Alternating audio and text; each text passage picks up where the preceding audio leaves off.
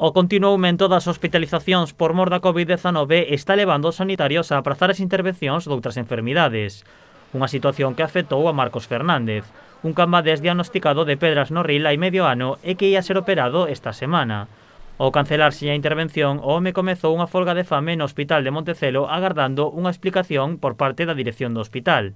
Pero a resposta que obtivo foi unha chamada á Policía Nacional. E o único que fixe a dirección do hospital foi amenazarme con poñerme un axente de seguridade ali e despois chamar a dúas patrullas da Policía Nacional pola noite para pedirme que desalojara porque estaba molestando e que estaba afectando o orden público do hospital, cousa que nunca foi certa porque eu tuve sempre unha actitud pacífica. O home levantou a folga de fame grazas á colaboración da alcaldesa Fátima Val e do tenente de alcalde Tino Cordal, que se puxeron en contacto co director do hospital para que lle dese unha explicación.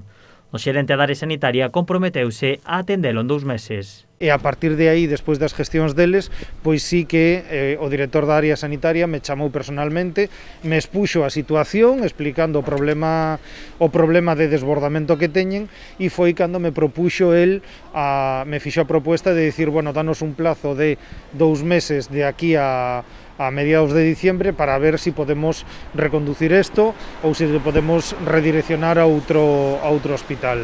Marcos levanta a folga de fame, pero asegura continuar padecendo moita dor. Para min isto é auténticamente un calvario, porque eu teño que seguir con uns calmantes que me están destrozando o estómago, con uns calmantes que non sei como me están afectando o fígado e con un riñón que non está funcionando ben e que pois non me permite levar unha vida normal, nin atender aos meus fillos como se merecen, nin o meu traballo, nin nada, porque é un dolor continuo, aparte do que en un determinado momento son os cólicos, que eso sí que xa son completamente insoportables. Polo momento, Marcos confiará na promesa do xerente da área sanitaria e agardará a chamada.